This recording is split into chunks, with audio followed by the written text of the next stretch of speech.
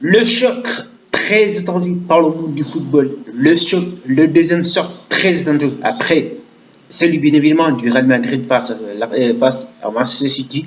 Effectivement, le deuxième choc, c'est bien évidemment le Paris Saint-Germain qui jouera face au FC Barcelone. Un match très très attendu par le monde du football, par bien évidemment les fans de ces deux clubs. Évidemment, dans cette vidéo d'analyse de match, nous allons revenir bien évidemment sur la dynamique des équipes, mais nous allons effectivement donner en premier temps la composition probable que pourrait être alignée par les deux entraîneurs de ces deux, effectivement, de ces deux équipes.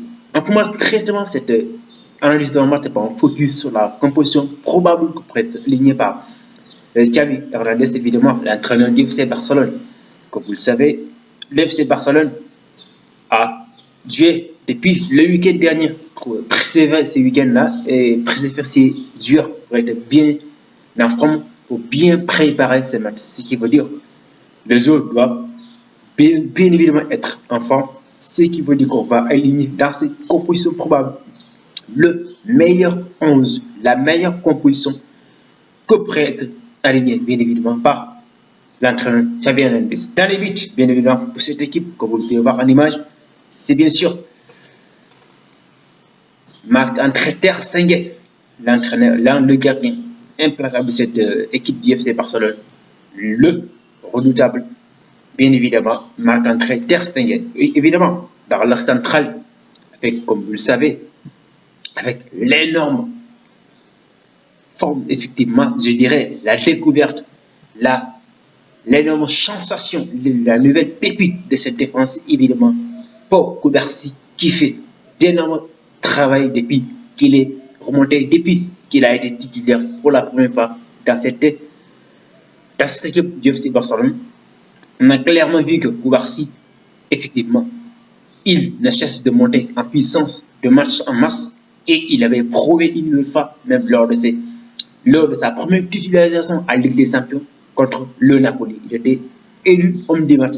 C'est effectivement une très grosse satisfaction de la part du FC Barcelone.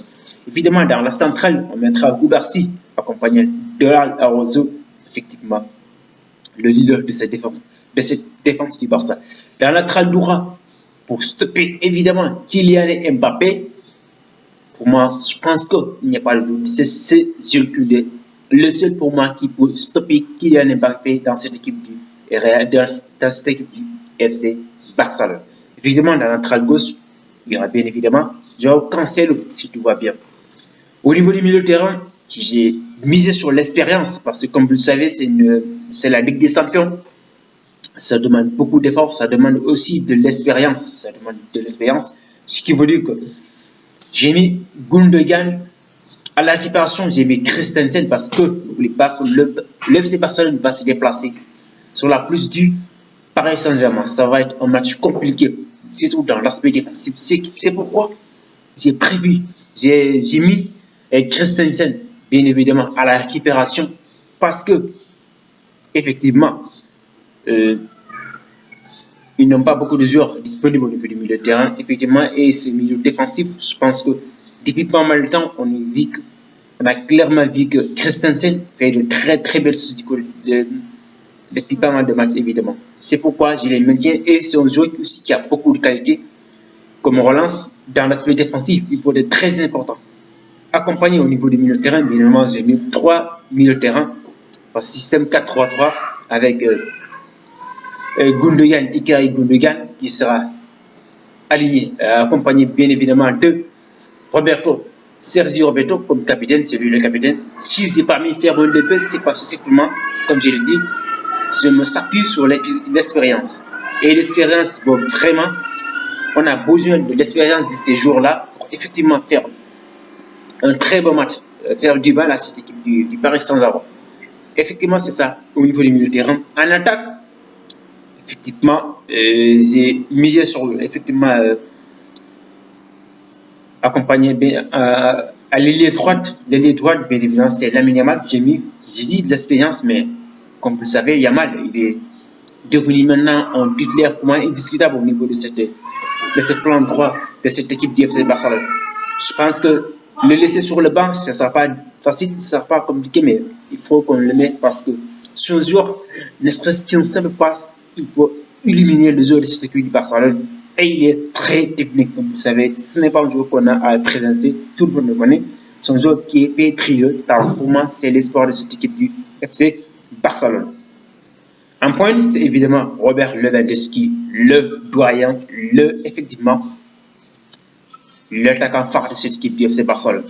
À gauche, bien sûr, j'ai hésité entre Joao Félix et Rafinha. Je pense que mettre Rafinha, ce sera une bonne chose. Ne mettre Rafinha parce que Rafinha, il est pour moi, même si parfois il est maladroit sur certains, mais pour moi, il est très important sur ce côté-là.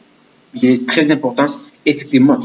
On peut censer vice-versa en mettant Joao Félix, en mettant Yabal sur le banc et on met Rafinha sous son côté préféré à droite. C'est ça la composition probable que pour moi qui pourrait être alignée par l'entraîneur barcelonais Xavi Hernandez. Effectivement, ce qui est la composition de cette équipe du Paris Saint-Germain, le Paris Saint-Germain a des difficultés, surtout dans l'aspect défensif. On a dit que avec la blessure, la suspension de latéral droit marocain, Achraf Hakimi qui ne serait pas là. Donc, Nordin Boukele qui doit numériquement, qui doit le remplacer, lui aussi a eu un choc, il a eu une commotion cérébrale, lors du dernier match en Ligue 1 face à Clément Foot. Il y a eu un choc avec le gardien sénégalais Massamba Ndiaye. Évidemment, ce qui veut dire qu'il est incertain pour ce match-là.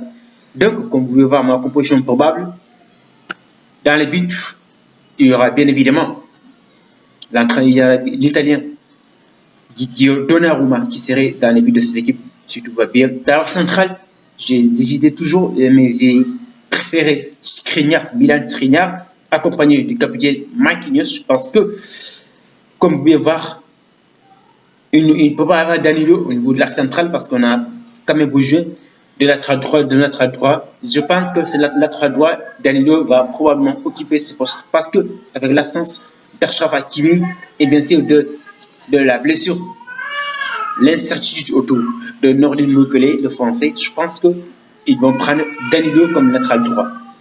Latéral gauche, il y aura Lucas Hernandez parce que, avec la blessure une nouvelle fois de Nuno Mendes, je pense qu'il n'y aura pas personne qui peut prendre ce poste. C'est effectivement le français Lucas Hernandez qui va prendre ses places latéral gauche. Au niveau du milieu de terrain, j'ai pensé sur un système 4-3-3 parce que même s'il y a une incertitude autour, bien évidemment, de Zaire Emery, mais je pense que il va certainement prendre sa place. Il va certainement parce qu'il a été préservé lors de ces derniers matchs de la Ligue 1 française. Effectivement, accompagné de Carlos Soler, pardon. Donc, ce trio au niveau du milieu de terrain, Vitinha, Zermi et Soler sera intéressant. Et ça va être un duo fantastique au niveau du milieu de terrain. Ça va être vraiment au niveau très égal. Ça va être un match très difficile. Une véritable bataille au niveau du milieu de terrain pour ces deux équipes. Effectivement, c'est ça la composition. Au niveau de l'attaque, c'est Dembélé. Bien sûr, en point, j'ai préféré Gonzalo Ramos plutôt que bien évidemment de Randal Kolo Muani parce que vous pouvez voir, Kolo Muani, c'est un joueur qui est, pour moi, qui préfère des vitesses au lieu des jeux techniquement. Pour moi, même s'il est très technique, je ne dis pas le contraire, mais je pense que Gonzalo Ramos a posé un rôle très important pour libérer beaucoup plus d'espace à ses coéquipiers parce que Kolo Muani, il a tendance à s'écarter un petit peu sur l'aile. Il est aussi très rapide, très vif, c'est pourquoi je m'attendais à ce qu'il soit titulaire pour le match prochain. Mais pour ce match-là, je préfère voir bien évidemment Gonzalo Ramos, accompagné bien évidemment de Kylian Mbappé, l'attaquant phare, le redoutable, celui qui va vraiment être très difficile à surveiller du côté du FC Barcelone. Effectivement, pour ce qui est de la dynamique des deux équipes, on commence toujours celle du FC Barcelone. Le FC Barcelone, évidemment, comme je l'ai dit, a gagné, n'a pas joué ce week-end parce qu'ils ont, en plus de préparer ces matchs très attendus, ils ont choisi de ne pas jouer ce week-end. Ce qui veut dire que ça va être un match compliqué. Et depuis le dernier match remonte contre l'Astana, son score 2-0, un but 2 Rafinha. Un très très bon match, même si on a vu que le Barça, comme je l'ai dit, le seul et unique problème, c'est dans l'aspect offensif, de la solidité de cette problème de finition de cette équipe du FC Barcelone. Ça pose énormément parce qu'ils ont du mal à concrétiser leurs occasions. Ils créent d'énormes occasions, ils ont des difficultés. Et je pense que ces armes de match-là, ça ne pardonne pas. Il faut que le FC Barcelone soit très très efficace dans l'aspect offensif. Essayez de ne pas minimiser aucune occasion. Surtout de faire très attention à ce que le FC Barcelone, à ce que c'était du Paris Saint-Germain, ne leur fasse pas du mal. Parce que s'ils laissent ne serait-ce qu'une petite espace derrière eux, Kylian Mbappé va les bousiller. Mbappé va faire très très mal à cette défense du Barça. C'est pourquoi Koundé doit être très vigilant contre Mbappé. Offensivement, cette équipe du Barça doit être vraiment très efficace. C'est ça le problème. Dans l'aspect offensif, ils ont du mal à être efficaces. Ils ont du mal à concrétiser leurs occasions. Je pense que c'est ça un atout important si le Barça s'améliore sur cet aspect-là. Parce que c'est le haut niveau. Et le haut niveau, les occasions ratées, ça paye cash. Ça paye difficilement. Parce que s'ils ratent autant d'occasions, ça peut tourner en faveur du Paris Saint-Germain. Et attention, cette équipe parisienne, c'est une équipe très difficile qui est très bon sur les comptes. Si est très bon sur les comptes, ça va être un match compliqué. En parlant de cette équipe du Paris Saint-Germain, je pense que c'est une équipe, comme vous le connaissez, c'est une équipe qui est en difficulté aussi en Ligue des Champions souvent. Ils ont éliminé effectivement la Real Sociedad. Ce n'est pas la meilleure équipe possible, mais quand même, c'est une équipe de la Liga qui fait de bonnes choses. Je pense que ça va être un choc important. Et le Paris Saint-Germain, le FC Barcelone doit faire très attention à cette équipe parisienne. Et surtout de Kylian Mbappé. De Mbappé et Dembélé. Franchement, ces deux joueurs-là vont essayer de faire très mal à cette équipe du Barça. Le Barça doit être très vigilant. Surtout dans l'aspect défensif. Et les contre-attaques de cette équipe, comme vous savez, cette équipe parisienne est très très efficace dans l'aspect défensif. Et offensivement, les contres, il les négocie très très bien, cette équipe barcelonaise. Et cette équipe du Paris Saint-Germain, je veux dire, il faut que les Barcelonais puissent être très vigilants, surtout du côté de Mbappé. Et au niveau du milieu de terrain, il faut qu'il y ait beaucoup d'impact physique. Parce que avec Wayam Jeremy, avec Vitinha, ces milieux parisiens feront très très mal à cette équipe du Barça. Je pense que ce sera un match très très plaisant à regarder. Franchement, je m'attendais à ce match-là beaucoup plus que le match de demain soir.